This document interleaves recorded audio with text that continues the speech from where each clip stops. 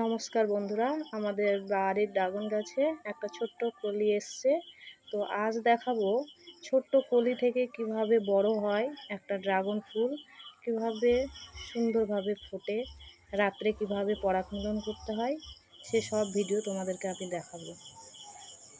রাত্রি 9টা নাগাদ এই ফুলটা এইভাবে ফুটেছে।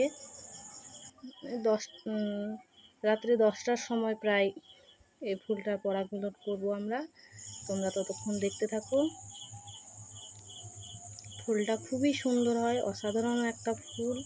সামনে থেকে যদি কেউ দেখে থাকেন তবেই বুঝতে পারবেন যে ফুলটা কতটা সুন্দর হয়।